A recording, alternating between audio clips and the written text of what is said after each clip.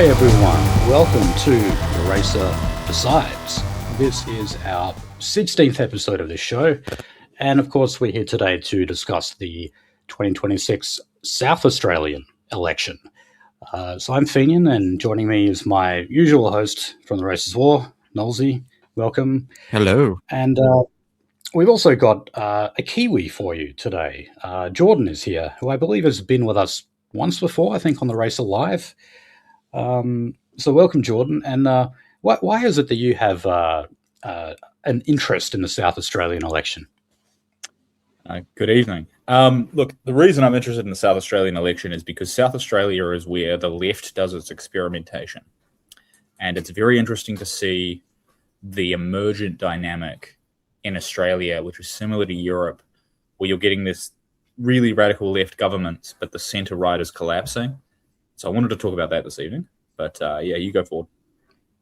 Yeah, cool. South Australia is kind of forgotten about in that regard, I think, because Melbourne, Victoria tends to, take the spotlight. It's often referred to as the most progressive state in Australia. Look, that might be true, but I would say that South Australia would come a very, very close second. But I'd also point out that the most progressive jurisdiction in the country is actually the ACT. The ACT have had Labor in power for about 20 years. They've actually been so in coalition with the Greens a couple of times. And their chief minister, which is the equivalent of a premier, is a homosexual. So, they're the most progressive jurisdiction. But no, South Australia, yeah, definitely. And I mean, in recent years, we've had a steady stream of Labor governments. The last Liberal government only lasted one term. And then, of course, the Premier that we have now, Peter Malinauskas, he won that last election. And big surprise, he won this one as well. So I'm sure I'm not making any news telling everyone Labor won this in an absolute landslide. So I'm just going to Control F here for the lower house, the House of Assembly. I'll give you the primary vote, first of all. So, as of time of recording, the ALP is on 38.1%. Coming in second is One Nation. So, yes, they did poll higher in terms of the popular vote. They are in at 22.4%. The Liberals on 19.3%, the Greens on 10.2%. Family First 1.7, Australian Family Party 0.8, and then you have a range of independents who are on 5.2%. So How does this actually translate into seats? Well, the ABC has projected Labor to win 32, the Liberals to have 4, independents to have 2, and One Nation to have 1. But must point out, 65% of the vote has been counted, and of course they're still accepting mail-in ballots and that kind of thing. So it might be a while until we know where these remaining seats will go.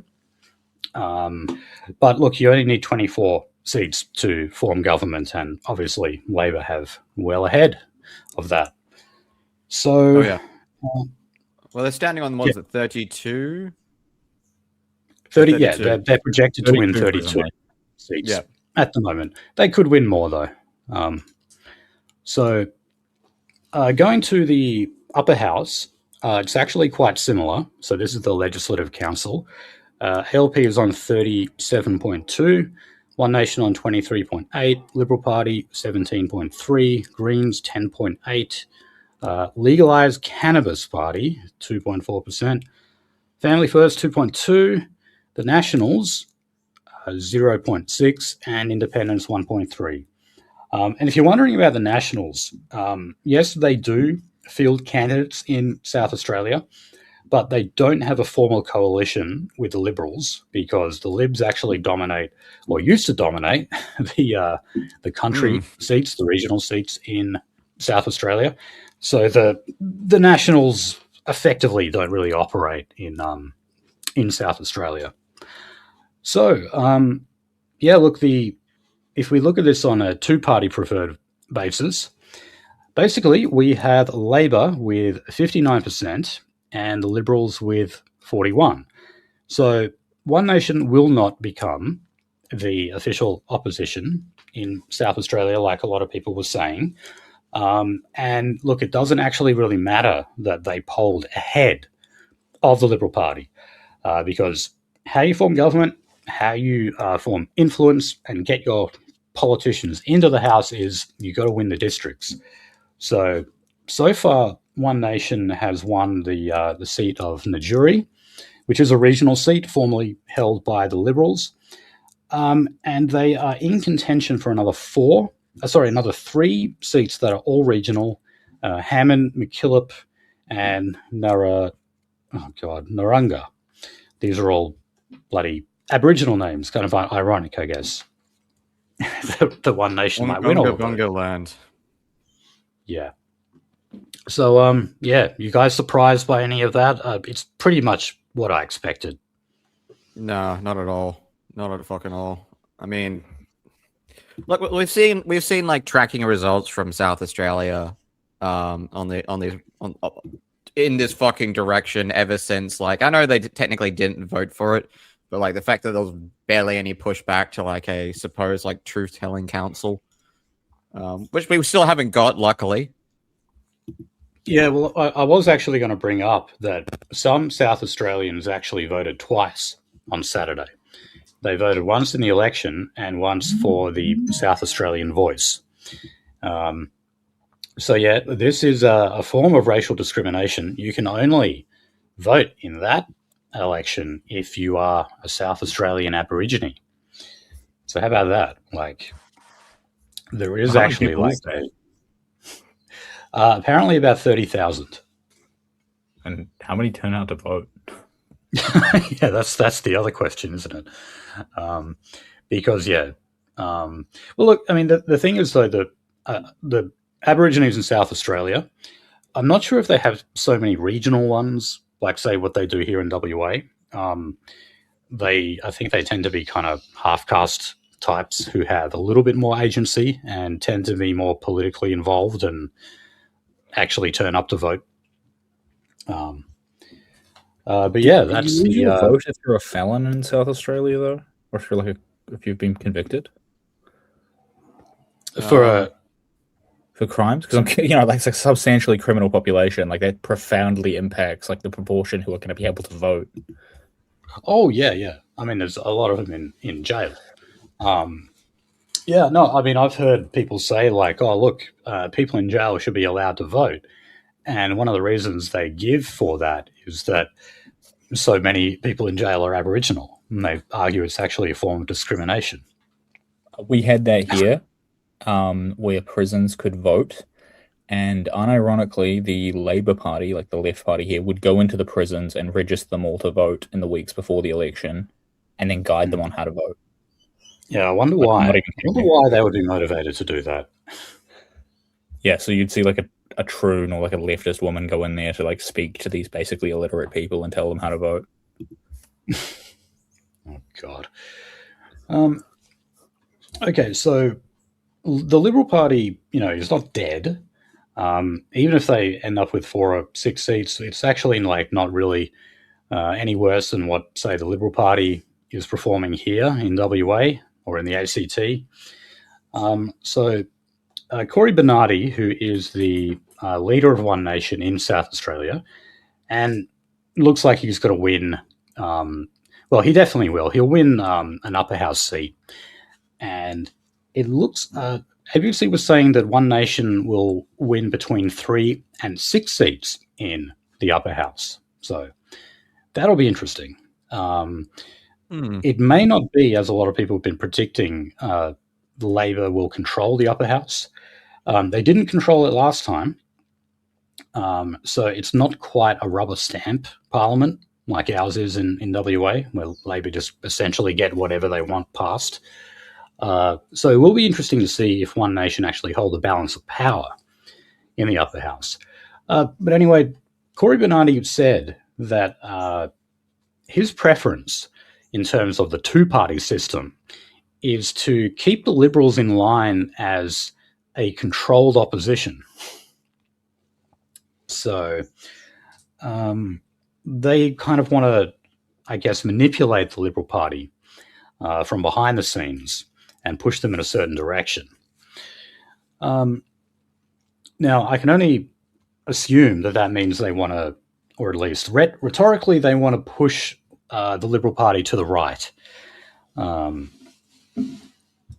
and obviously that's not, that wouldn't be to do with immigration or anything, but things like law and order, cracking down on drugs, not listening to the legalized cannabis party, gun rights, stuff like that. I still, while that stuff might be preferable, I mean, well, we got to bring this up. Like, did you guys see that Pauline Hanson said that she says it's a real shame that that Australia isn't doing more for the war in Iran? Yeah. She's saying that, like, Albo should have gotten on the phone straight away to Donald Trump and, like, send out, like, a whole heap of aircraft to help them.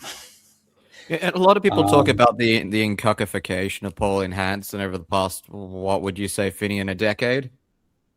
So, yeah, pretty much ever since she came back into the Senate. Yeah, which was, 2016, I think. People are fucking playing clips from, like, the early aughts and the late fucking 90s of her, like, gushing over how much of a good friend of Jews and Israel she is. People should have seen this coming. I think it's worth saying that, like, I think what this is, and the way to interpret this, is immense lack of legitimacy for the Liberal Party in Australia, combined with the breaking of consensus on anti-immigration stuff. I think those national marches you guys have had, where you've had very large numbers of people coming out, has caused what I would call a preference cascade, where people now feel confident to assert their anti-immigration sentiment in a way they weren't before. And liberal, sort of like conservative centre-right politics doesn't have a base for people under 50 or under 40. Because if you don't own a property, like, why would you ever advocate for any of the policies these people advocate for? So it's what it is one nation is just absorbing this energy that's going nowhere else because it's the only body it can go into. You're right. I think that, like, the people who are still voting Liberal tend to be boomers. They're people who are fairly, like, stuck in their way. When you're talking about the youth and those who are on the right, and, I know it's kind of loose how you would define that, but, young right-wing people tend to be dissident, and they don't really want to go towards the mainstream right. They want to go to the populist right. That has all kinds of different forms, but I think that most people would recognize One Nation as the populist right party in Australia right now, which is why they're polling so well. But look, something I said before about One Nation was that they are incompetent, or at least they have proved to be incompetent. So if you look at their electoral history over the past 30 years, they have won approximately 40 seats in state, territory, and federal elections. Of those 40 members who went into Parliament, 20 of them ended up defecting by going independent or joining another party within their first year in Parliament. Actually, taking the example of South Australia, the Jewish member in the upper house, I'm sorry, I forget her name, she defected. And that was seen to be like when One Nation were really starting to have an influence on South Australian politics. They talked about how she was going to be like a spanner in the works. And then she left. She left, and she was doing all the pro-Israel stuff and anti-Hamas stuff as well, of course. Oh, of course. But ethnic interests and all.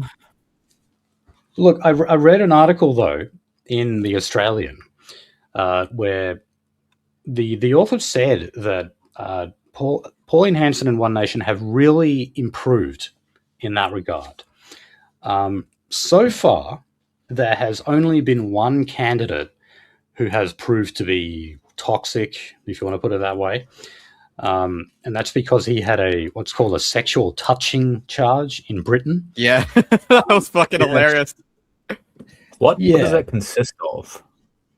I'm not. Well, this is how they word it in the UK. It's the charge of sexual touching. So I don't know. He grabbed someone because they didn't even say, because I was listening to the ABC shorts on that one, and like One Nation was like, we didn't fucking know about this at all. Like, right. And this has been the problem. They don't vet their candidates properly. There was another guy who owned an adult porn shop, and the media found out about it before Pauline Hanson did. And then she was put on a spot about it. She was like, oh, I just didn't know. And it's like, well, it's your job to know. You're supposed to screen your candidates and make sure they don't have baggage, make sure they only have minimal baggage and that they're appropriate for the job. And then, of course, you've had a bunch of other ones where, they've been tied to extremist groups or neo-Nazi groups or something like that. We know about one of those. Yeah, we sure do. And so, obviously, because they're keen on optics, they always disendorse those members. So that guy in the sexual touching, he appeared on the ballot as a member of One Nation, but he's disendorsed. So even though he's still running, people, you were able to vote for him. He's not a member now. So his real name is Trent Baxter. He changed his name to Aoi Baxter. Aoi Baxter? A-O-I Baxter? Yes. Yeah. Which is fucked. And basically, he molested a woman. That's what this reads as. Okay. And he just didn't show up to court. So yeah, there's a warrant out from him in the UK. So that's just one so far. Just one. Now, One Nation did actually run candidates in every single lower house seat. And so far, just one candidate has been proven to be toxic. Now, there might be others. But let's say if that just remains as is, we just have that one guy. Well, look, Liberal and Labor also occasionally get the odd person to talk about a former leader in South Australia of the Liberal Party, David Spears. He was convicted of supplying cocaine. We've laughed about that a few times. So, all parties do slip up in that regard. So if One Nation, if they just have that one guy, this Owie or whatever the hell he calls himself, that will be a massive improvement, because they were so bad as running as a well-oiled party structure. They were so bad at that before. Now I guess they got a bit more that's money. my no-no place. Because now, they're getting bucks from Gina Rinehart. And Pauline and Cory Bernardi are actually flying around on one of Gina Rinehart's private jets. So I guess now... That's not a good sign. No, it's not. Mm-hmm. However, it means they're running a more well-oiled machine, They've got discipline, they've got money, they've got backing of powerful people.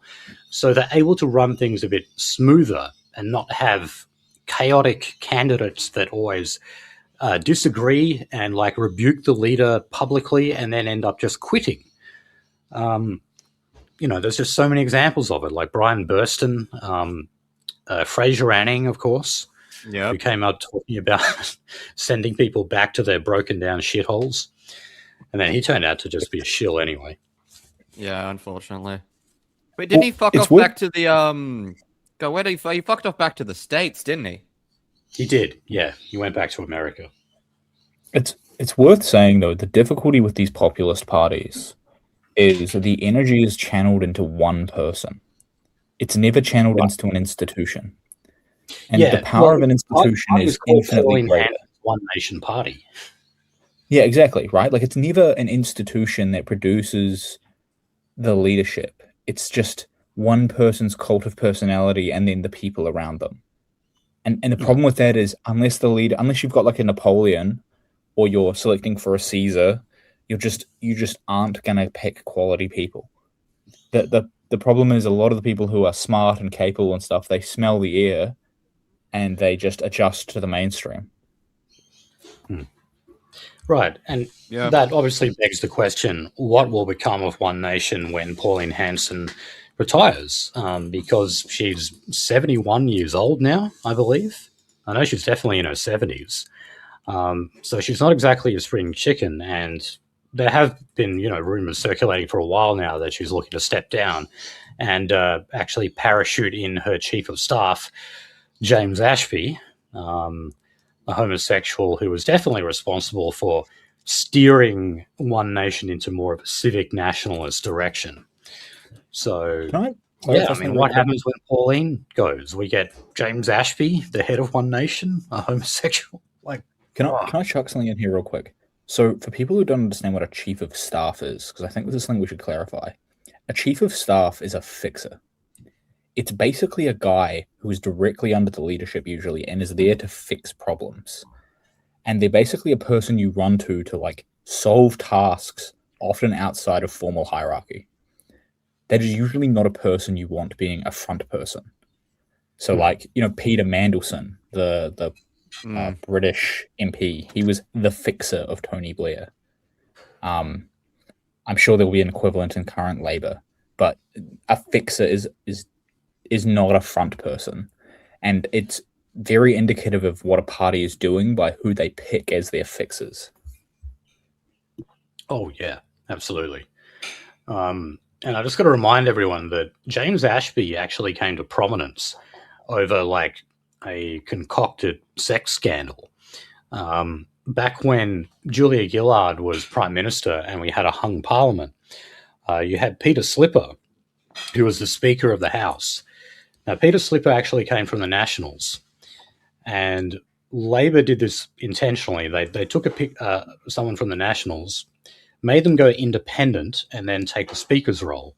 The reason why they did that was because if they had given one of their own members over, that would have meant they didn't have a majority in the Parliament anymore. Because remember, it was a hung Parliament, and they were in alliance with independents at that point. So James Ashby, who was working for the Liberal Party at that point in time, he accused Peter Slipper, the Speaker, of making sexual advances on him. He said one of the ways he did that was urinating outside a window. Apparently, that's how one of the ways gays flirt with each other. But it was all a load of crap. Peter Slipper was a married man who had no history of homosexual behaviour whatsoever. And that whole debacle actually became known as Ashbygate. There's even a book on it you can read. Hey, Fenian, being married proves nothing. You know that I was nearly married. Well, okay, look. Why do they both have nursery rhyme names? But I am just saying that is how James Ashby made his name, was by bringing down the federal Speaker of the House with sexual harassment allegations. That's how James Ashby became known. How can you have a guy called Peter Slipper and take him seriously? He sounds like he should be in a nursery rhyme. Yeah, perhaps.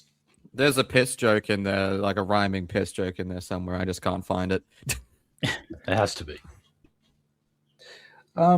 Okay, so just to go a little from my prep here, because I've just been going off the top of my head, there were more technical glitches at this time.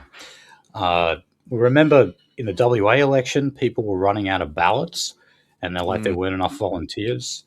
That's some of them. If you can't run an election properly, that is reflective of the third world, isn't it? I don't remember Australia ever having trouble actually running these before, having enough ballots, being able to check the electoral roll properly, those kind of things. But people were saying that they'd turn up to a booth and there'd be 200 people waiting there, and some people would actually just give up and go home. why is that happening more recently? This never used to happen before. I can only guess that like the people that the Electoral Commission are hiring are increasingly stupid. Are we just running out of competent boomers? Yeah, Well- it's normally a thing that grannies do, right? Like you go and see the nice Yeah. 70-year-old lady and she stamps your hand with like a stamp or whatever to say you voted. Right. I'm wondering, are we like replacing those people with, brownoids who barely speak English, and that is accounting for the decline?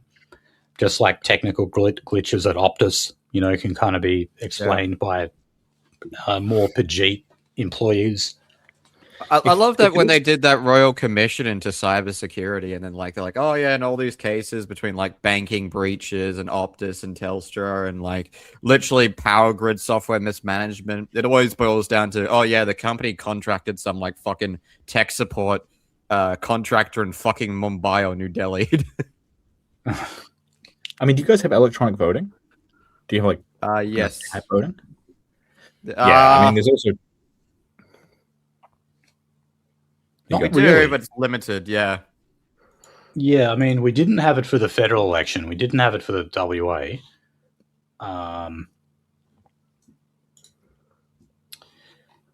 In maybe just be a South difficulty Australia, of paper voting.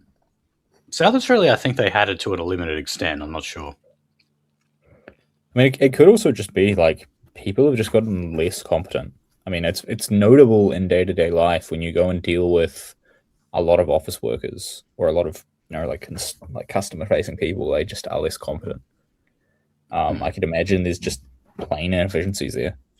Also, I mean, imagine trying to like talk to third worlders about how to vote, right? Like you've got to explain the instructions and that you can't like vote multiple times or like vote on behalf of somebody else or whatever. Which one is my tribal candidate? Because they do this, by the way. They do this. This is well known in leftist circles that they will go around and like do things like give them a photo of the person to vote for. They do this here. It's gross. Yeah. Funnily enough, there's going to be a story on that about One Nation, like filling out how to vote cards for people. So apparently One Nation have kind of been guilty of that themselves. I mean, left side of the bell curve voting. Yeah. Okay, so look, we'll have more to say on One Nation. Last thing I was just going to say overall about the election was that we are definitely seeing like the Americanisation of our electorates throughout Australia, not just in South Australia. I was reading an article in the Australian pointing out that, this is the way he wrote it. He said, Labor has done better in seats that are home to baristas and barristers rather than Boilermakers. So, Labor, just like the Democrats in America, are seen to be abandoning the working class, blue-collar workers. They're also seen to be abandoning the unions to an extent. And they're representing public sector workers, perhaps, and the middle class. So they're leaving rural people behind, like they always have, but they're also starting to leave working class people behind. And look, a lot has obviously been said about the Liberal Party losing its votes to One Nation. Not much has been said about Labor losing their votes to One Nation. Because, okay, fine. I'm sure that because the Liberal Party are in the doldrums right now and they had the horrific leadership of Susan Lee, that obviously accounts for bleeding off a lot of votes to One Nation. But what about all of these working class people who feel completely disillusioned with Labor? Well, if you look in the seats that Labor won, that tended to be inner city Adelaide and also the suburbs, the surrounding suburbs, One Nation actually polled very well in a lot of those safe Labor seats. Now, obviously, they didn't win those seats. They didn't poll well enough. Labor still won. But in a lot of those seats, Labor's first preferences count went down So yeah, of course they cleaned up. They have won a whopping majority, but it wasn't reflective of that in every single seat. One Nation did actually take a good chunk away from Labor in many of those suburban seats. So I don't know. Is it like that in New Zealand as well? Like, has Labor been seen to kind of be abandoning the blue collar workers?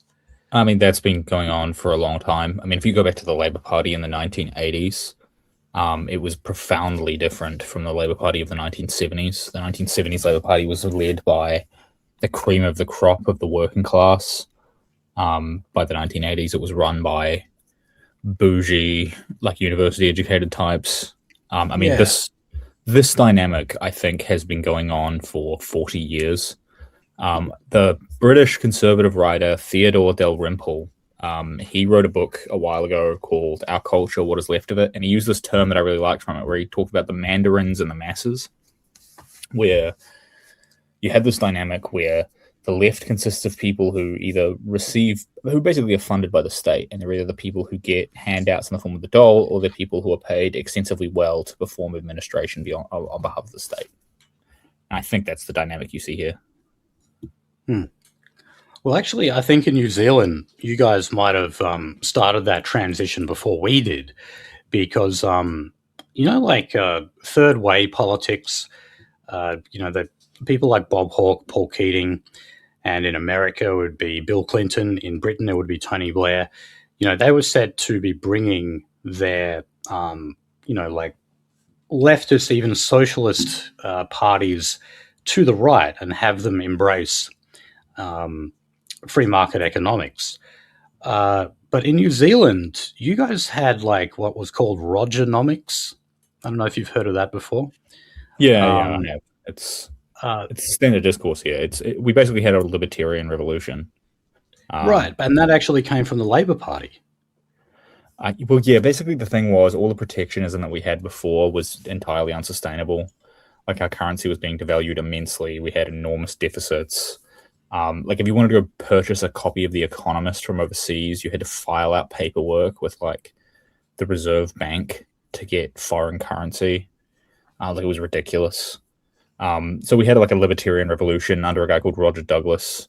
Yeah, Roger Douglas. It actually, honestly, I'm gonna defend it a little bit because I know this will be unpopular, but like it actually worked. It was shock therapy, but it did actually reform the New Zealand economy. Whereas I think Australia, like you guys went through a much more gradual process and haven't cut it off. Like you guys still have things like agricultural subsidies, which are like ridiculous to me, Oh, don't tell that to the National Party. We got rid of them, and our economy got way more efficient, and our farming got way more efficient. Like it actually paid off enormously. Yeah, look, generally speaking, I support farmers, and I think they should be, they should receive government assistance to an extent. But there are certain parts of Australia that are just not viable in terms of being, good agriculture. They're just environmentally, they are not suited. Like because we did to a large extent try to bring like British farming methods to Australia. That might work somewhere, some places in Australia, but there's so many places where no, like a farm just should not exist. There should be no such thing, and the government should not be expected to continuously bail them out and give them drought relief. So, no. I mean, look, it's basically we had a far more thorough revolution here as well because New Zealand's electoral system is basically an electoral dictatorship. Like the party that is in power has unbelievable power, and there were basically no checks on them. So it's a very different environment here. Right. Okay. All right. So I'm going to talk a little bit more about One Nation now. So Peter Malinauskas, when he turned up for his debate with Ashton Hurst, the Liberal leader, he actually bumped into Pauline Hanson on the way into the building. And she had a few words with him. Now, this was specifically over Malinauskas' comments where he was speaking directly to One Nation voters. And he said, who's going to feed you and bathe you and wipe your bum when you're 90? So what he was getting at here was like, oh, look, we need foreign workers because they're the only ones willing to do aged care, right? Where are the slaves? Yeah. Where are the Brown slaves? slaves. It's amazing So- how we got rid of slavery as a legal category, but we kept the social relation. Yeah. So she said directly to him, she said, that's putting people down and I didn't appreciate it. But Malinauskas retorted by saying that if you put his comments in context, they were reasonable. Well, I don't know. I watched the clip. I saw it in context. I don't think it really changed anything. He was talking directly about labour shortages and how he wanted people in Adelaide to have good jobs, such as working on the construction of submarines, right? As if that's going to happen. So he's like, oh, no, look, everyone here can have the good jobs, and then we import a bunch of Filipinos to do the shit ones. And you know what? I mean, if you're a migrant, I mean, shouldn't you be offended by that as well? You know? Saying, Again, oh, it's, what? You know, you know that one fucking kerfuffle that Ozzy Osbourne's daughter had on fucking live television back in the day? Oh, not too long ago, really. Remember that one? It's like, who's going to clean your toilets if like you don't import like infinity beaners? I wasn't aware of that. But... Yeah.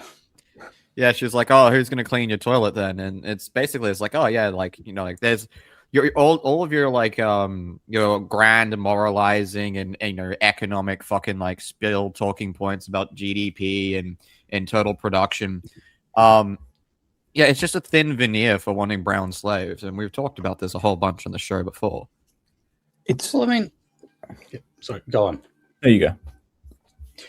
I was just going to say what I like to say to people when they say that, or who's going to drive your Uber? That's another one that I get a lot. I'd simply say, well, how did we do it before? It was a good evening job in the past.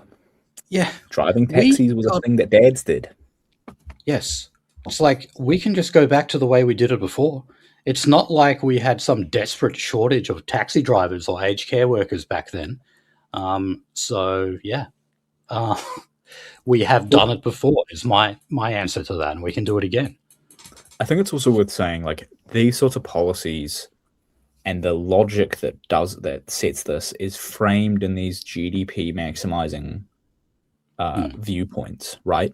But like aged care is something that's supposed to be done by your children, right? Like it's something that, you know, you're 70 or 80 years old and you go and live with your parents. But one of the things that's interesting is the state almost never provides funding for like kids to take in their parents to take care of them. It's basically a non-existent category of carer. It's almost always unpaid. But if you want to get external third-party like economized support, you will get it.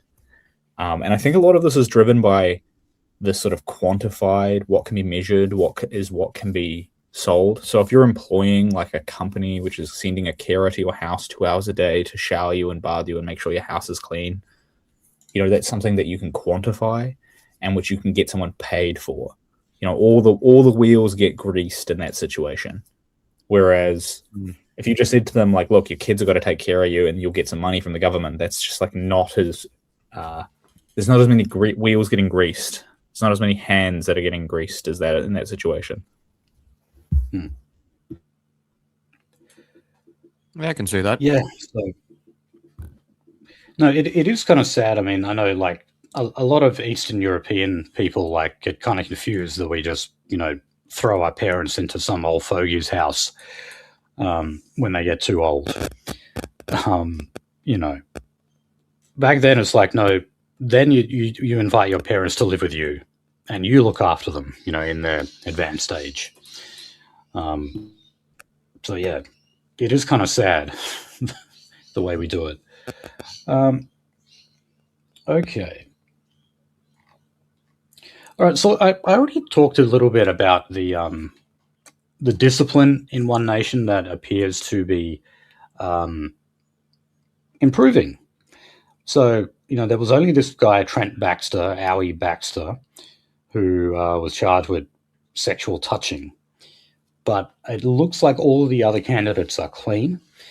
And so far, they're not doing things like, say, contradicting the leader in public. That's something very important for all parties to do, is like when you have an official policy, you better make sure that a member of your party does not go in front of the media and say something different. That is shooting yourself in the foot if you do that, if you contradict the leader publicly. One Nation had that problem all the time. And it was a huge leading factor in why people would leave. Another problem they had was they did not treat their membership well.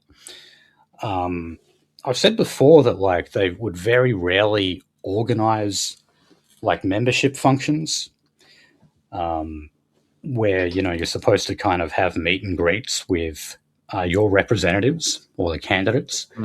I remember, like I said, look, I was a member of One Nation. This was years ago. My membership lapsed a long time ago. But when One Nation had kind of their comeback in 2016, they started doing their membership meetings again. But they lasted like 6 months. And then after that, they just stopped them. And still, every now and then, they'd have to go to like call people and nag them about their membership dues, or handing out how to vote cards, or even asking them if they wanted to run for parliament. I was asked several times that question. I was like, God, no. I'm like, you guys must be really desperate if you're asking me. Okay. So the world's most serious Irishman. I wouldn't mind being like a behind the scenes kind of guy. Shallow talent pools. It's not an insult. I just mean like they just don't have the quality there. Yes. You don't have the manpower. You can't. No, absolutely. Yeah. No, that's what it was. And that's why, well, I mean, me and Nolzy actually know a particular guy who ran for the party. And it's just, I find it laughable that he was running for them. Oh, yeah. And then it turned out to be quite a thorn in their side. But, they had it coming. I mean, you don't vet your candidates. Then, you get what you deserve. So it looks like, it looks like they're actually getting over that now. It's probably because they've got people coming in to organize them if they're getting money from these third-party people. Usually the sign that a party is being hijacked by a sort of well-organized or like well-funded person is they suddenly get far more organized. And I would probably say if you're correct about the Gina Rinehart money going in there, it probably means that's the case. Like they've brought in like some sort of girl boss MBA who's like absolutely running a whirlwind in there.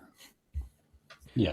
Well, yeah. So, honestly, you can tell that Gina Rinehart's money has been going into it because of their shift on energy and resource policies and taxation thereof. Yeah, another way they've sort of been bought out. Like One Nation originally was you could actually say that they were a left of centre party in terms of economics.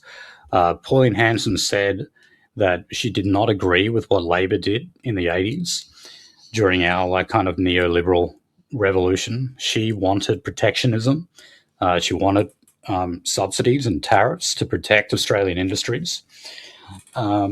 She wasn't overly pro-union, and she didn't support tax cuts for the rich. That was Pauline Hanson of the 90s. Pauline Hanson of 2026 is very different. She even actually goes out there and says, I'm a conservative at heart. She never used to say that. Now, one of the other things about their organisation is that in this campaign in South Australia, they were said to have actually gone out and done a lot of campaigns in regional areas, which of course was where they were hoping to win their seats. So they would actually be pre-promoted, like they would put something up on social media saying, come on down here. And Pauline Hanson was flown all over the state. The candidates are always there to do meet and greets. Now, in the case of Labor and the Liberals, they would announce their events on the morning. So very, very little notice. And the notice really just went out to the media so they could get out there and film it. That's all they were interested in. So One Nation are actually doing a, get out there and shake hands, kiss babies approach. And yeah, that's been another thing that has been working for them. Oh, yes. Now, I've got to mention this. So obviously we know this is not going to translate into many seats for One Nation, despite having a very high primary vote. However, it may mean a lot of electoral funding for them. Now, there's a lot of rules to this, but basically, for every vote that you get $5.50 from the Electoral Commission. So this has actually been a very touchy subject for Pauline Hanson before, because, well, you know why she went to jail? Basically because of electoral funding. She was accused of inflating numbers so that they would be eligible to get more money. But this time around, they say that they're eligible for $6 in taxpayer funding for the first 10% of primary votes it receives, and $5.50 for every vote after that. So basically, when you add all of this up, it looks like One Nation is set to pocket just over $3 million in taxpayer money out of all this. So they may actually be financed better than the Liberal Party. And, this goes towards things like hiring staff, the usual kind of functions of Parliament. And all of those things, when you have that money, when you have that those resources and those people, the staffing behind you, all of those things help you to run a well-oiled machine. So that is going to help them as well. So, who knows? Maybe they're actually building a foundation here in South Australia that will predict further success for them down the line. We do have the Victorian election at the end of this year. Yeah. And Pauline Hanson did say in her speech, she was like, watch out, Victorians, we're coming for your seats too. Yeah, it's a well-oiled machine, but it's fucking baby oil at this point, man. Well, yeah, I think a lot of this here, and what you're really seeing is you're seeing a delegitimization of the liberal centre-right. I don't think there's anything that's particularly impressive about Pauline Hanson or her party. It's floundering. Yeah, sure, maybe it's got some money behind it, but what have they done to earn these votes? Yeah, not much. It's much more to do with the implosion of the Liberal Party than it is some kind of mass appeal from One Nation. I've said that before. But that's also why I say that One Nation's popularity could actually quickly fall away. Because, let's say by the time we get to the federal election, are they really going to be able to maintain this amount of party discipline until then? And also, Pauline Hanson is just not very smart, Just watch, pretty much any interview with her. She's really not very well spoken. She's made terrible decisions in the past. She's had awful candidates, awful staffers, like David Oldfield, for example. And also, there's the risk of, what happens when she retires? Like I was saying before, it's called Pauline Hanson's One Nation Party. It's not called One Nation. I think what I would argue here is that she's put there to absorb a liberal vote, right? She is given the media coverage. She's presented as the option if you are populist. It's never anybody else. If you look at the regime, I think the regime understands that there is a need for an outlet, like a steam valve, to handle the excess pressure that is to the right of consensus liberalism. And I think with her, she's there to present it as dumb. And it would be very dangerous from a regime perspective if you had a highly articulate, very capable person presenting a populist or radical right message. I just don't think that they want to give that coverage. And you see this because what the media does is they frame it. They frame it as a thing for dumb people. And you'll notice that when they critique the radical right, it's always that you're dumb. But then if they're critiquing someone who's educated or articulate, they never use that terminology. They always try and frame it in these other terms. And I think with Pauline Hanson, it's just that she's there to be the punching bag. She's there to absorb that vote. Also, she's really easy. It's really easy to rage bait her. Like, how many times has she flipped her fucking shit during an interview? Yes. Well, no, I said before that electoral funding is a touchy subject. She goes mental when you bring that up. Now, she might not now, considering, she was like legitimately going to earn a lot of electoral funding. But previously, because, that's what she went to jail for, she would start crying, or she'd get up and just leave. She's like, no, I'm not answering that. So, yeah, it's easy to piss her off. But, yeah, I'm also wondering if maybe they prefer like a more naive maybe they prefer a more naive and ignorant candidate because, well, they're just easier to control. Because that's the way she was seen in the 90s. I mean, the two people who were really driving One Nation in the 90s were David Ettridge and David Oldfield. And these guys were smart. David Oldfield was actually Tony Abbott's chief of staff, funnily enough. And Pauline Hanson herself, like in her autobiography, said that she was always like manipulated and pushed in a certain direction by those two men. So now I think it's more, obviously it's James Ashby, but I think it's Sky News too. I think it's the Murdoch media. They have played an enormous role in promoting Pauline Hanson. If you watch Paul Murray on Sky News, he's got like a Pauline Hanson bobblehead that sits behind him in the studio. If you look at their coverage in South Australia, they had their journalists like Chris Kenny and Paul Murray actually out there on the streets with Corey Bernardi and with Pauline Hanson, following them around and giving them nothing but good coverage. If there were any critical questions, they were softball questions.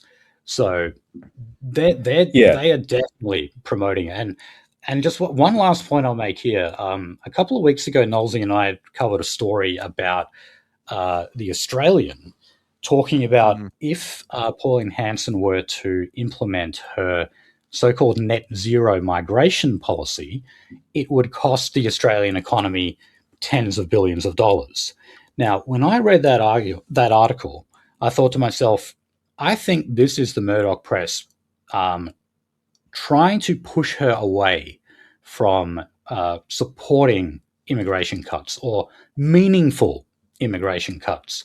Because while, yes, they do want to get behind her, they do want to promote her, they do want to see One Nation's vote rise, there are still some policies there that they're not comfortable with.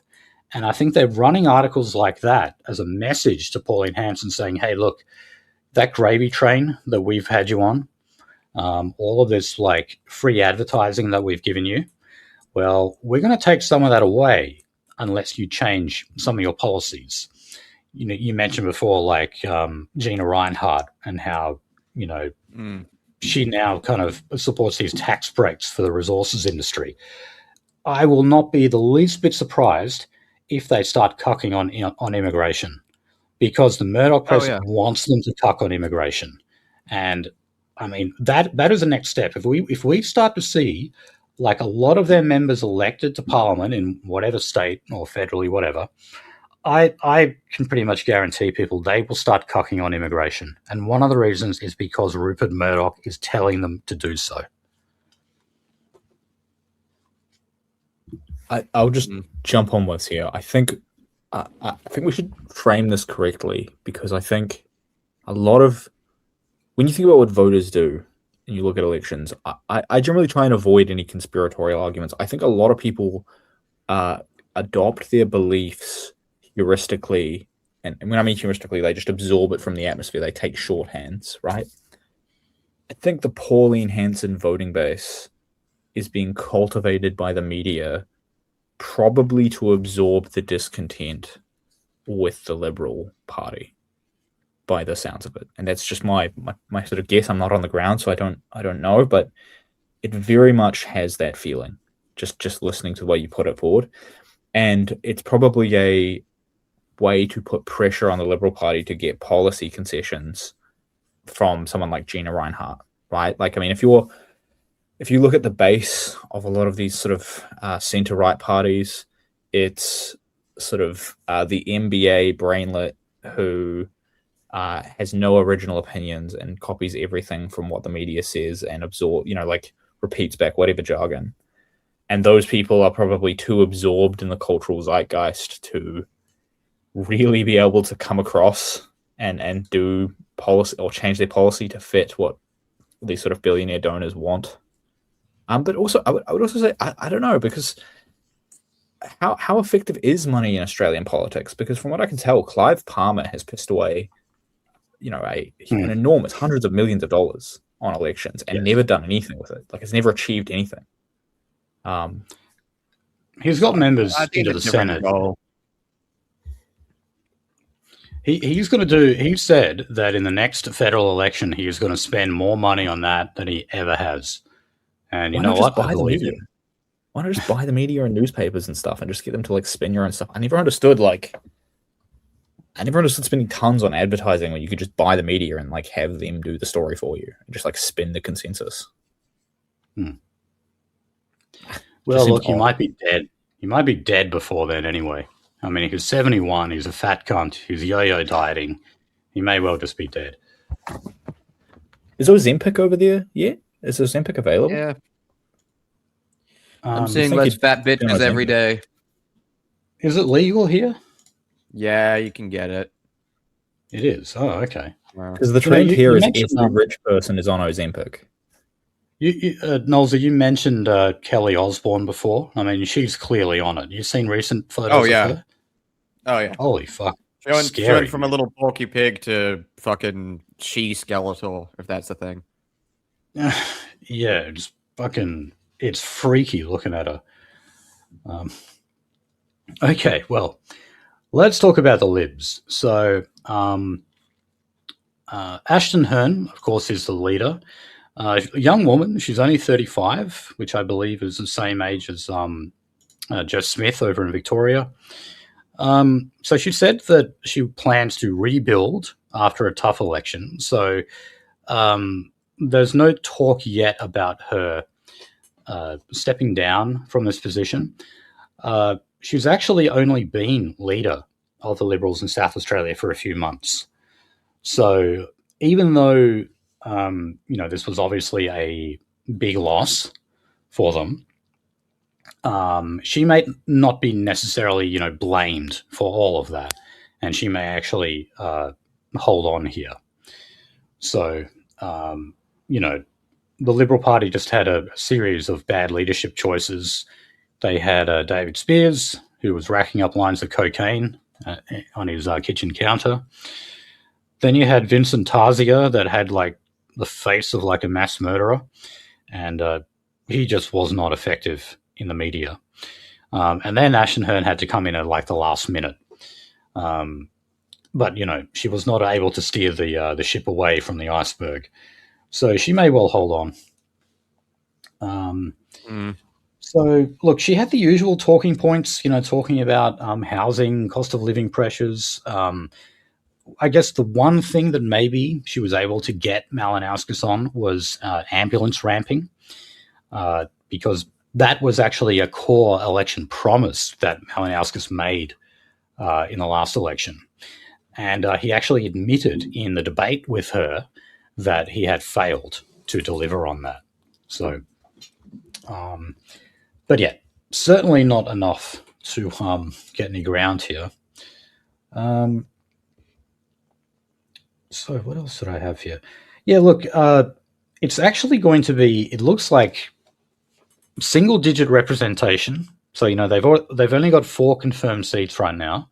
It looks like it's going to be under 10.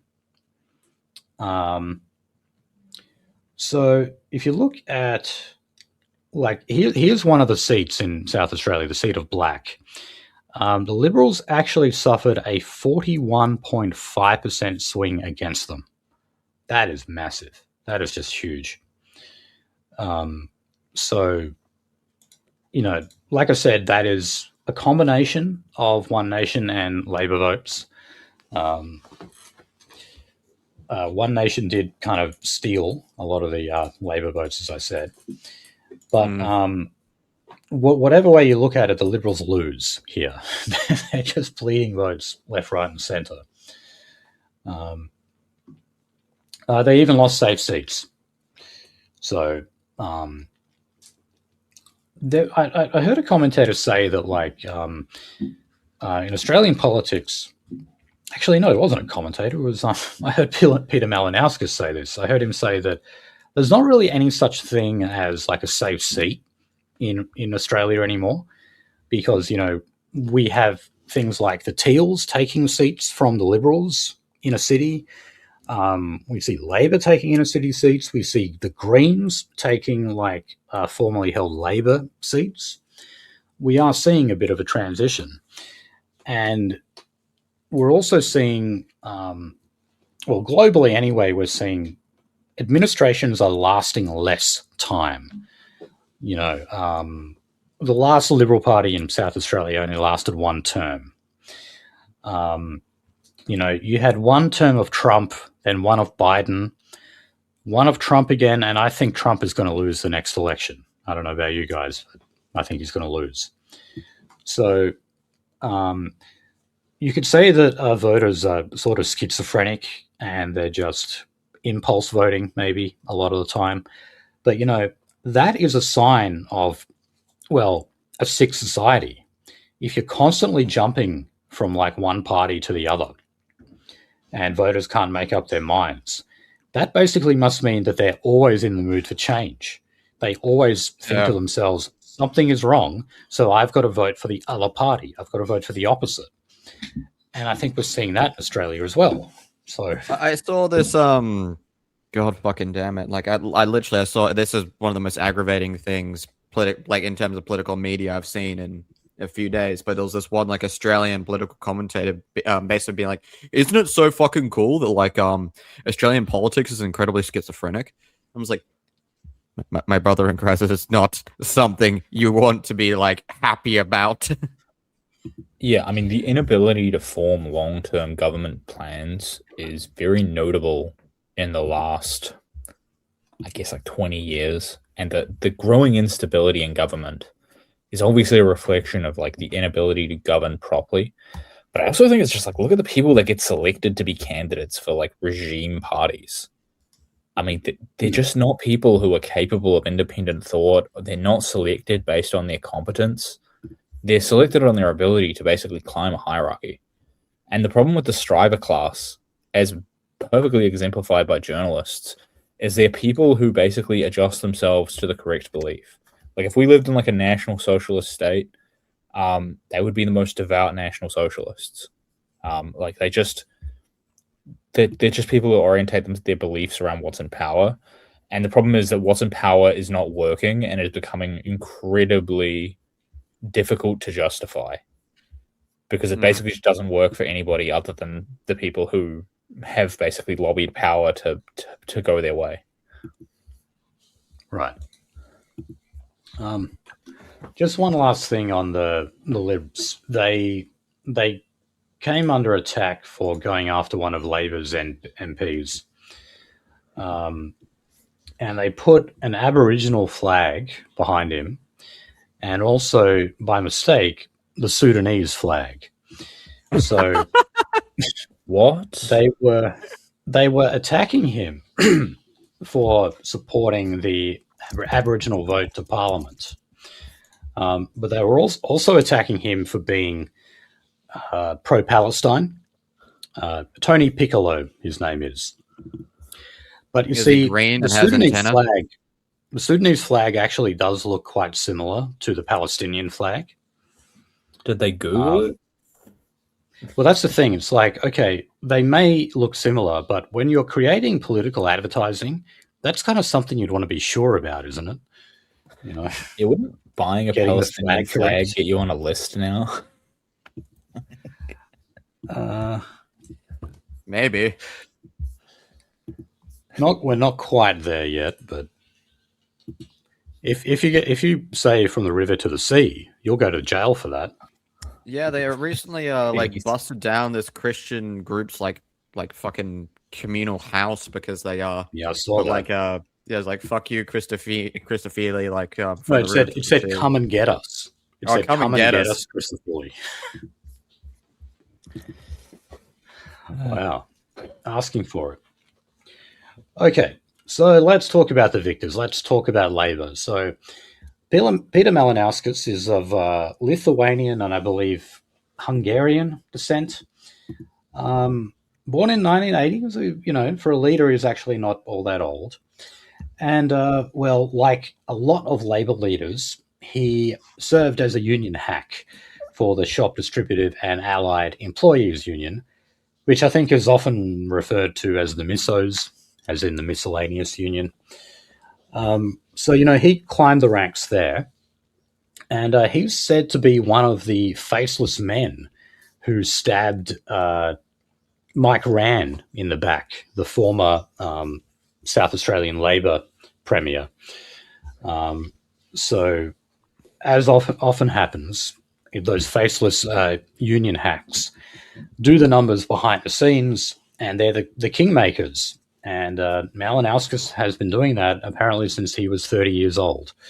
So, yeah, he's well experienced in that regard. He does sort of have this kind of tough man image. There's footage out there of him like showing off his biceps and shit. And for a guy of his age, he is actually in pretty good shape. Does he publish his bench? He what? Does he publish his bench? I don't think so. So look, he's actually relatively new to the parliament. He came in 2015 and ended up winning the 22 election, of course, which was also quite convincing, although not the landslide that we see here.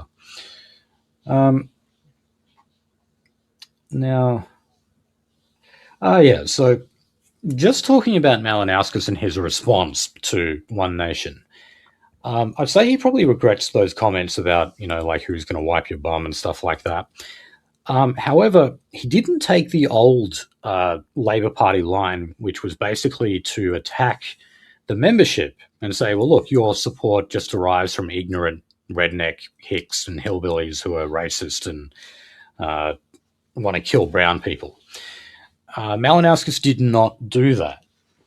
In fact, Malinauskas has even been described on Sky News as being a centrist politician. He won't do things like that, like just say, oh, look, these people are nothing but radical extremists and everything. Instead, he'll actually say, oh, look, I understand that they have legitimate concerns about issues like immigration and how that relates to the cost of housing and general cost of living. He'll actually go out there and say that. He also talked about how he wanted to see a kind of progressive patriotism in Australia. He said, you shouldn't be afraid to say that you're proud of being Australian. You shouldn't be ashamed of displaying the Australian flag. And the reason why is because, well, we're an egalitarian country. We believe in the fair go and mateship and treating everyone equally and all that kind of stuff. He's like, they're the things that Australians are about. So, it's really kind of soft-cock version of civic nationalism, I guess you could say, he's promoting. Gay nationalism. Yeah, you could maybe call it that. But bathhouse nationalism. There we go. Bathhouse nationalism. That's what we'll go with. BAP nationalism. Is this guy like on the Labour right or like blue right? Yeah, he's said to be of the Labour right, yes. So, yeah, I mean, they see him like a lot like people saw Bob Hawke and Paul Keating, I guess, Definitely not of like the old socialist left, which, Sky News still loves to say that that's what Albanese is, On paper he is, but he's not really. He's a neoliberal, just like all the rest of them. All right, so I guess now we can talk a bit about the issues. So, where is it? Yeah. So, the election promise tracker from the ABC, they have provided this prep for me. So, I'm just going to go through a few of the issues. They're not necessarily in order, although it does look like the top issues are at the top here. So, health. We mentioned before that ambulance ramping is a huge issue. There's even been people have said that people have actually died because they have not been able to get the medical care that they need urgently. Ambulance ramping, by the way, if you don't know, is basically just like when the ambulance arrives at hospital and there's no room for who they've brought. Well, that's the problem with deaths in ambulances, because technically, like, you could be missing your fucking head, have your heart mega exploded, and if you're in an ambulance, you're not dead. You guys are lucky that ambulances turn up. Like, oh yeah, they don't turn up here sometimes. They just deprioritize it. No, like I've had this multiple times. Like my wife was giving birth, and we called an ambulance, and they would not come. They just basically told us to get lost. Do you have to pay for the ambulance? It's free here where I live, but it is not free everywhere. It's subsidized by a charity here. Yeah, ours is not free. Definitely not. No. And what's concerning is a lot of people actually don't know that. They assume that the ambulance is free just because it's emergency services. And so sometimes they call one when, they probably don't need to. And then they get left with this huge bill. I mean, to be fair, there are like a certain number of dollars, I think. Yeah, well, the problem with medical care stuff is a lot of people basically just want to be reassured, and they go to doctors or call ambulances to be reassured about things that are just not actually life-threatening. And they waste a huge amount of medical time. Okay, so look, I'm not going to go through every single policy, of course, but the Liberals sort of got some traction on the health issue, particularly with ambulance ramping. They also were offering things like free flu vaccines. So there you go. The centre right is their vaccine cucks as well in South Australia. Also, they wanted payroll tax to be exempt for GPs. I just say abolish payroll tax. Yeah, what the fuck is this? This is still where I'm a total libertarian. Payroll tax is the most retarded fucking form of tax ever. Like penalizing people for hiring people. How fucking ridiculous. I've literally talked to people in every fucking walk of life about that, and I've never met anyone who thinks it's a good idea. Yeah, well, a lot of people don't know. Like they've heard of payroll tax, but they don't actually know what it means. And it was like, no, take it literally. It literally means a tax on the payroll. Like, wait, so this is not just money taken out of your wages, like pay as you go? Well, no, the boss has to pay. Different. Yeah. What? No, this is where the boss has to pay like regular payments for the amount of employees they have. Yeah, you guys probably got rid of that with Aborigines. Think about that. Think about that for a second. We have something called pay as you earn, which is just like the tax on what you get paid, which is like income tax. What? You have to pay money just for having employees? Yes. Yeah. And your reaction is justified. It is ridiculous that we have this. What is that supposed to cover? What's it supposed to cover? Like, why is that even a thing? This is like how you guys can't register an LLC in Australia unless you earn like $200,000 or something stupid, which is just so silly to me. Yeah. Okay, look, Liberal and Labor basically mashed themselves on health policy. There really isn't much more to tell you on that. So I'll go to education here. And the one thing I just wanted to mention here was Labor have promised to abolish all school fees. So that means if you go to public schools for primary school and high school, you don't have to pay any school fees. This is another area where I guess people are surprised. They're like, well, I thought public school was public and therefore completely free. No, when you register your child at a school, there are school fees to pay.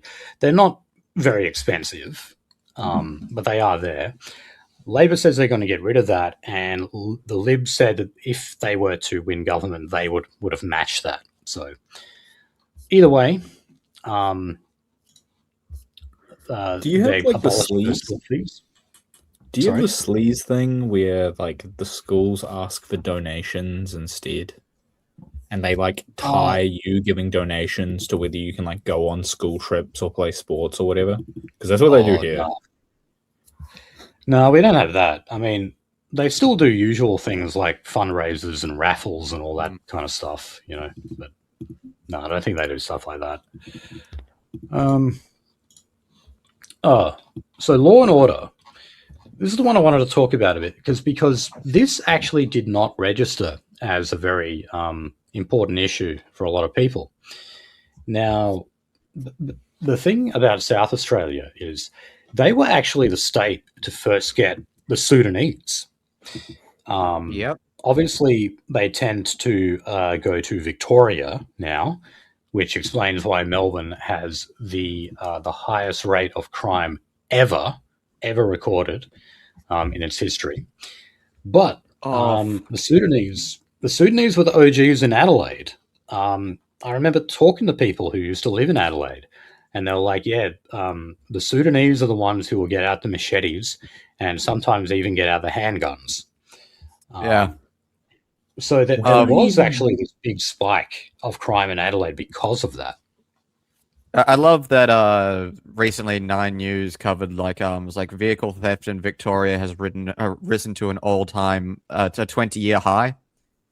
I think there was like a period in like the fucking like early aughts where like people were jacking cars. I think it was like literally just Lebanese like fucking chop shops just jacking cars left, right, and center. But you know what they blamed? You know what 9 News blamed? What? Car manufacturers. Oh yeah, this is a thing. This is like a thing they do in the US where they blame Kia for making cars that are easy to steal. Yeah. Yeah, so these are like cars where you can just like shove a thing into the key compartment and you can just like ignite the engine that way. Like you just shove a screwdriver in like you could with like a 90s car or like an 80s car. Well, I mean, doesn't that also say something about the demand in that like the consumer is not demanding a high security vehicle because they don't see the need for it? This is true. A lot of people say this is a myth. But no, this is absolutely true. In South Africa, they did actually create a car that was simultaneously a flamethrower. Yes, they did. There was an extra pedal on it that you could push down and flames would come out of the side of the car. Google it if you don't believe me. It is absolutely real. If you're real old, there used to be a game on Stick Death that had that in it. Yeah, so that means that, car manufacturers obviously respond to the kind of demand of consumers. And so in South Africa, they had to respond to the enormous amount of carjackings. And that's what they came up with. So if they're kind of easy to break into, well, that's because, we didn't need high security cars before because we just didn't have a problem with large amounts of people hijacking cars. It's the same reason why people used to leave their doors unlocked, because they didn't have to worry about someone coming in and robbing their house. Now we do,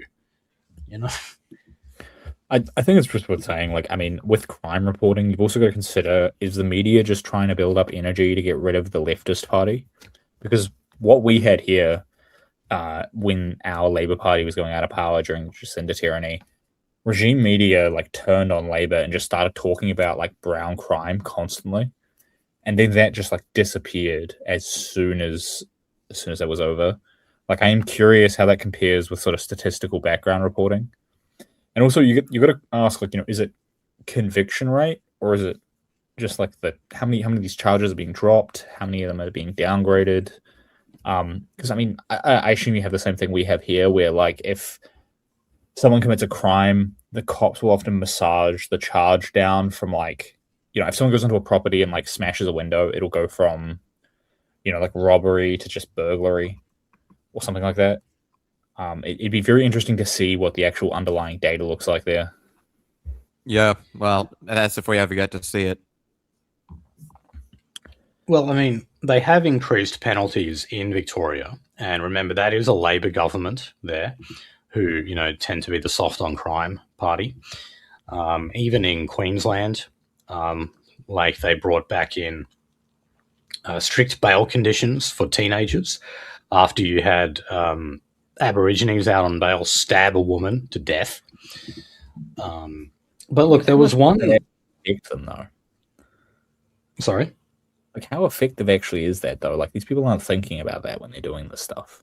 Yeah, look, we made that point about domestic violence in the Northern Territory. They've increased the mandatory minimum for murdering someone in a domestic violence situation. They increased it from 20 years to 25 years. And yeah, I mean, in the heat of the moment when you're about to kill your wife, you're not really thinking about that, about the mandatory minimum. Also, like, prisons are full of guys who are on there for domestics. Like, I used to work in data warehousing in corrections in New Zealand, so I had an interesting like total data view of all these prisons and what was going on in them. Something like half of the people we had on remand were guys who'd had a domestic with their wife and they had nowhere to stay. Wow. I don't know. I don't know if it's like that in Australia. I don't know if the stats stack out like that, but it was pretty much the same here. And even guys who were just like convicted of something like that, they would like go to jail, they'd cycle in for 3 months, they'd exit out. Your life is totally destroyed, by the way, when you can't recover back easily once you've been smashed in there for 3 months of domestic, and then your wife invites you back and you have another domestic, and like it's actually pretty crazy how much prisons are just full of that. So I can't imagine that actually works as a policy.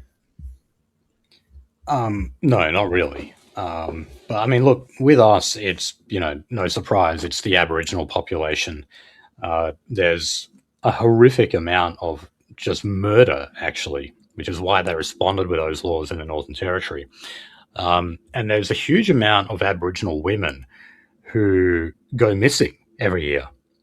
I mean, there's a large amount of men who do as well, but there's more women. And a lot of the time it's just because, they've been killed by their partner and the body has been dumped somewhere.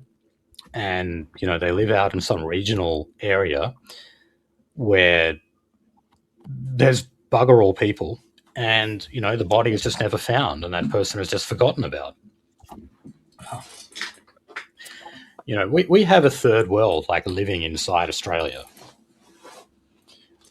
Unfortunately, that's starting to manifest in our cities and our suburbs too now. But we've always had it in the regional areas.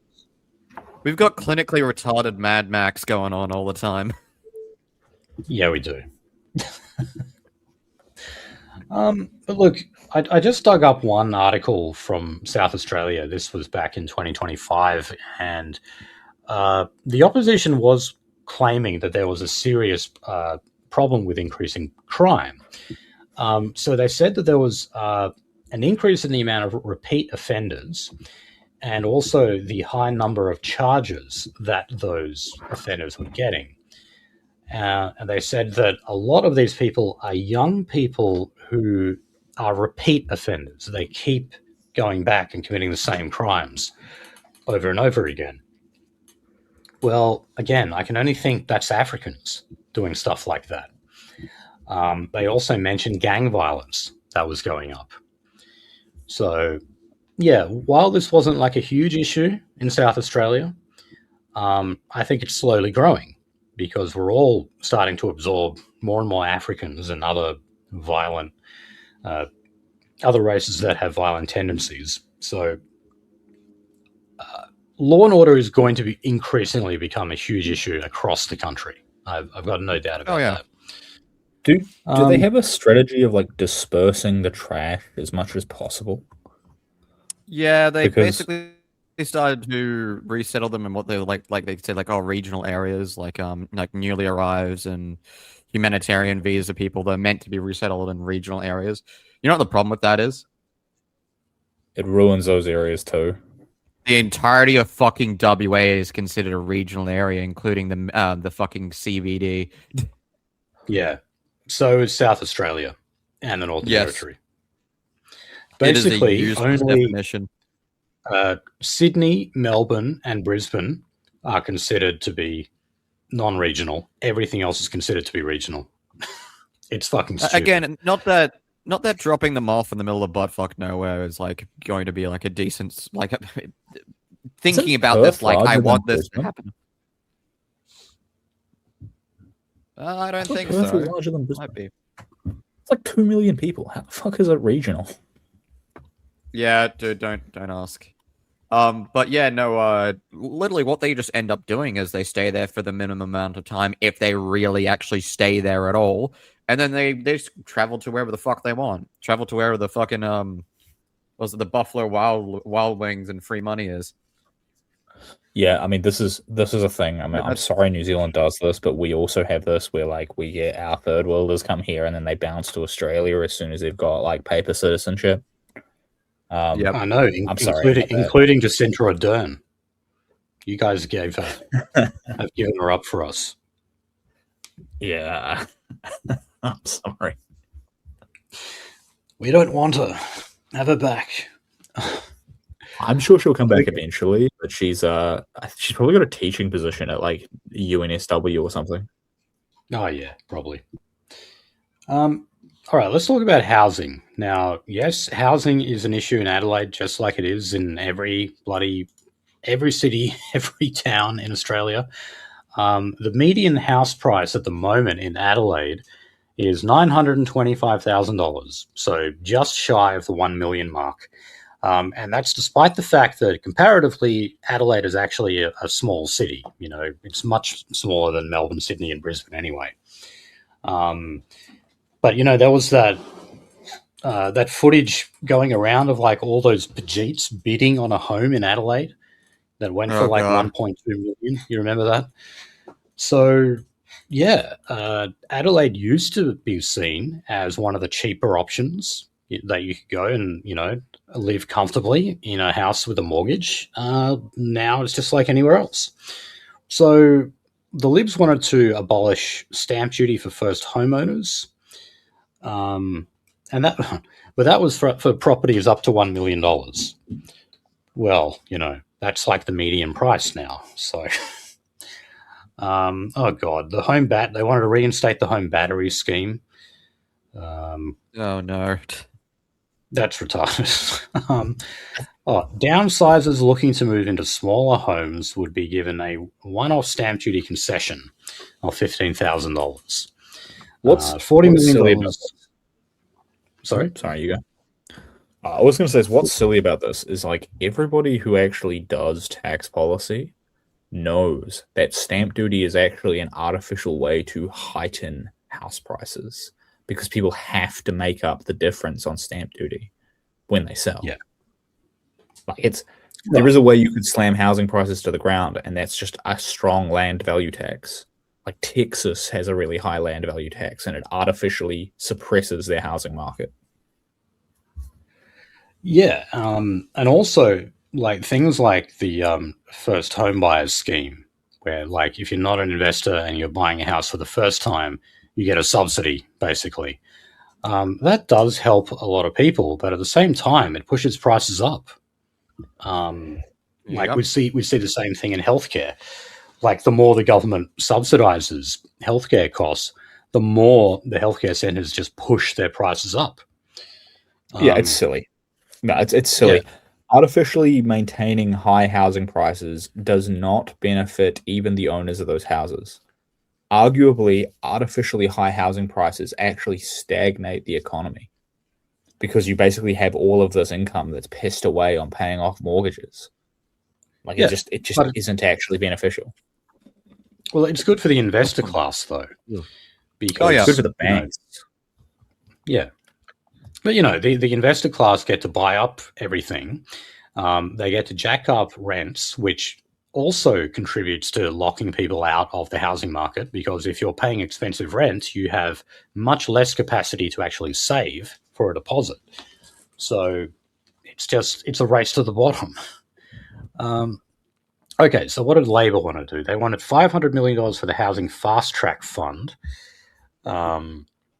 So that was to allow the government to have greater flexibility to secure strategic parcels of land for housing development. Yeah, look, if we leave immigration aside, this is one of the biggest issues.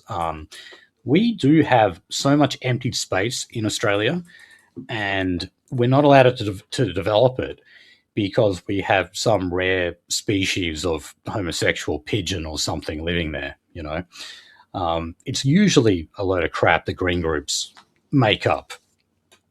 So I'm absolutely for releasing more plots of land for development. I definitely support that. So they want to unlock apartment development. So you see, so many of these policies are about just creating high density housing. It's like, no, we'll just actually work with the space that we have. So we'll just knock down a whole bunch of traditional houses, we'll subdivide them, and we'll build massive apartments on them. So we just squeeze more and more people into the same spot. Not good. So you guys have battery farming for browns, basically. Yeah, but it's turning into battery farming for whites now as well. I mean, it used to be that only the third worlders would live in those sardine cans. But now, there's so many people who, because they can't afford a house, they have to settle for an apartment. And, they're living in a one-bedroom apartment with 2 kids, like they do in New York. You got it's fucked. Yeah. You got trigger buff in the oil bath, the black oil bath, rising out of it and saying, "Developer, I need you to squeeze. I need income. Go to the housing market and squeeze." Yeah, no, I mean, I have a friend who lives in Sydney, and he owns an apartment, and he's got a wife and kids. His wife's a professor. He's an engineer, and he's got one kid. Right? They can only get a 2-bedroom apartment, and they're two, guys, people on 6 figures. By contrast, you can live in where I live, bumfuck rural nowhere, and I have 1,000 meters square of land and 3 bedrooms. Right? It's. I think the trade-off is that the circumstances are you basically have to live an enormous distance from the city to be able to live well with these conditions. Yeah. I think I'd rather live like that. Maybe I'll move to New Zealand. Yeah. Okay. I think a lot of these other ones are kind of boring. I won't go through all of them. Maybe I'll just quickly go through energy. So Labor said they wanted to bring South Australia water, industrial water projects, including the Northern Water and State Strategic Gas Reserve under a new South Australia Gas and Water Trust. Okay, that's not interesting at all. Let me go back to my prep here, see if we've got anything more here. So the Liberal Party were accused of not having proper costings. They said that they had $3.4 billion worth of promises, but the Labor Treasurer estimated that it was actually $5.8 billion because of certain calculations went wrong. It's usually the other way around here. It's usually Labor who are accused of this, of budget blowouts and numbers that don't add up and that kind of thing. So even on the economy and budget deficits and fiscal responsibility, it looked like Labor came up on top here. So this was an interesting one. In Adelaide, demand for fuel, so both petrol and diesel, has gone up by 139%. So I believe that is higher than the national average. I saw Chris Bowen said on Insiders yesterday that fuel demand has increased 100% across Australia. Yeah. Relative demand. It's not like people are fucking I mean, I did see a photo of a guy filling up a water tank that was strapped to a trailer. Yeah, with fuel, which is a bad idea. Let's be honest. A lot of people are hoarding. You know, Oh, yeah. as soon as people heard the prospect of increased oil prices because of the war in Iran, they're like, I need to go out and I need to hoard. Just like people hoarded toilet paper during COVID. I was going to say, Finian, I was driving home from work today, and I normally, there's this service station that I normally stop and get diesel at. I've got a full tank right now. I've got a massive tank on my fucking utility, but I've got a full tank now, so I didn't need it. Would you like to guess the price for diesel at this normally very cheap, very reasonable supplier? I don't know. Look, I can tell you this. I filled up my car last week. Half a tank cost me $89. So, Oh, yeah. but yeah, how much did it cost you? $4.10. Luckily, I wasn't buying at that time. I'd already bought when it was like. Is that a liter? $4.10 a liter. $4.10 a liter for diesel. Bro, that's like $3.30 for petrol here. It was like $2.60 2 weeks ago per liter. Yeah. Okay. I saw it around today for $2.39, and I thought that was bad. So, wow. Okay. Something that South Australia is not happy about is the GST carve up. So, well, basically every state except for WA doesn't like the GST carve up.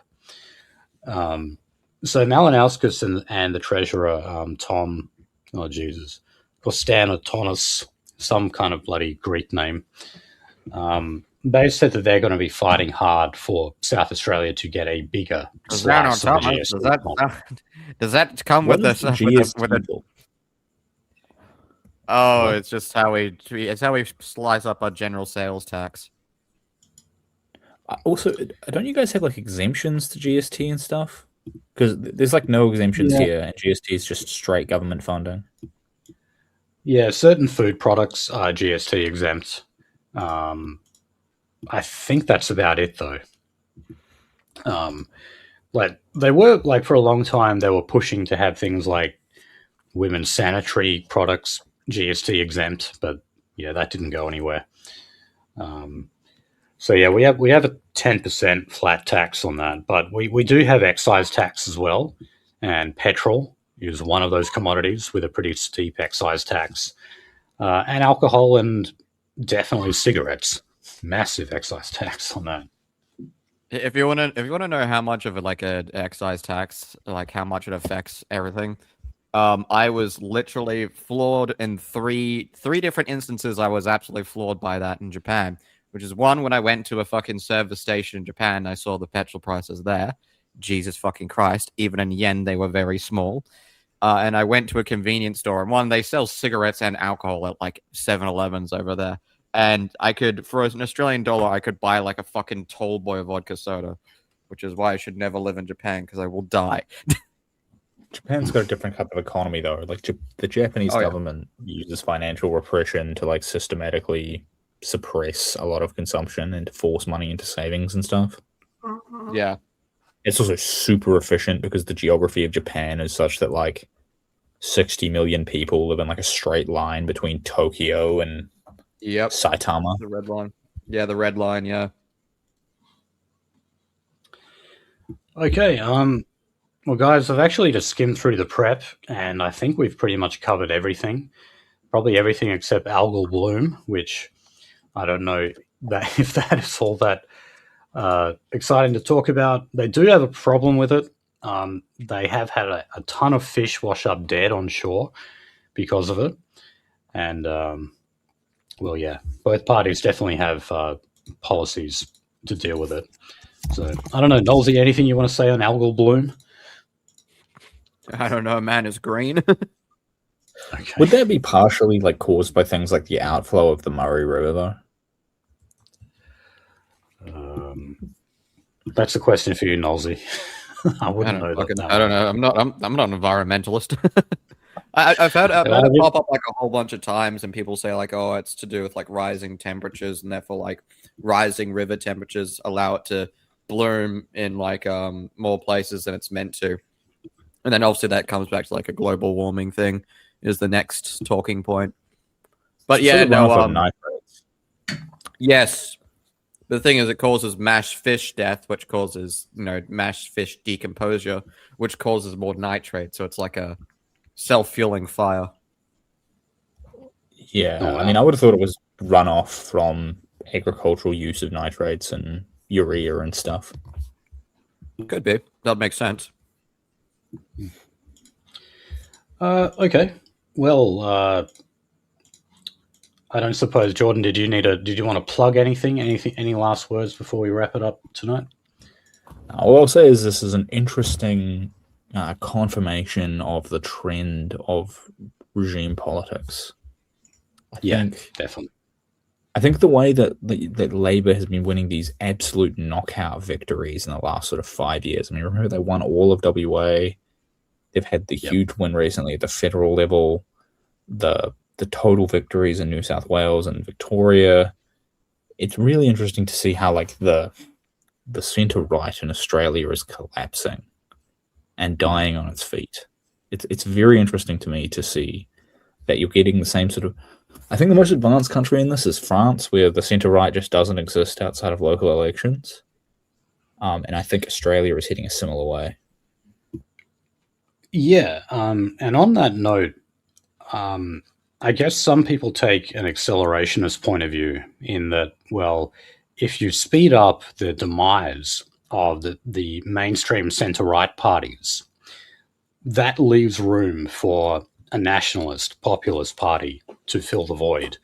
So while we may not like how things are going right now, this might actually be paving the way for an authentic nationalist party, not a party like One Nation, but a real nationalist party, actually gaining traction and actually taking that vote from both the left and the right.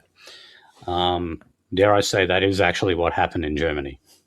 If you read the literature, on this, there's a really good book on this called "How Democracies Die" by Zeblatt and some other guy, two small lats from Ivy Leagues. It was written in 2017. It was about basically what caused fascist regimes that were counter-Semitic to emerge. And they basically concluded it was that the centre-right did not block the fascists by engaging in more based rhetoric on one hand, and did not cooperate with like the leftists to block the far right out. And that basically the thing that prevents the far right is the presence of a strong centre right. So this is a profoundly optimistic thing for us. Yeah, definitely. And I mean, when Hitler came to power in Germany, that was because the conservatives actually convinced von Hindenburg, the president, to appoint him chancellor. Hitler kind of stabbed him in the back later on because of that.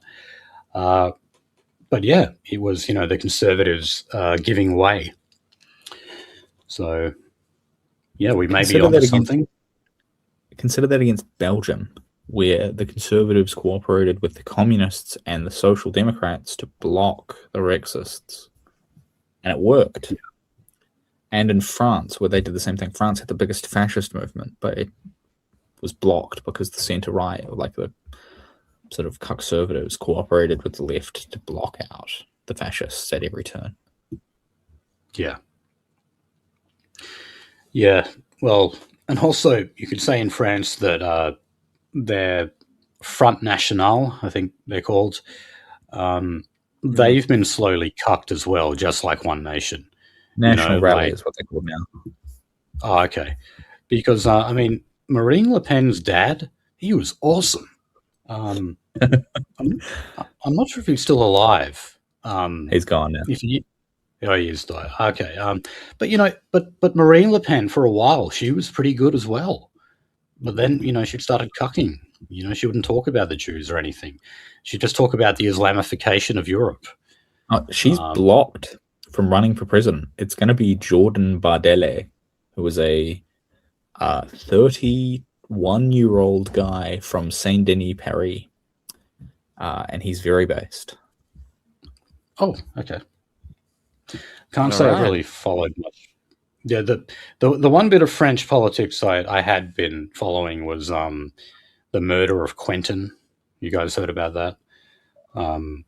Basically, a nationalist activist who was beaten to death by Antifa in France.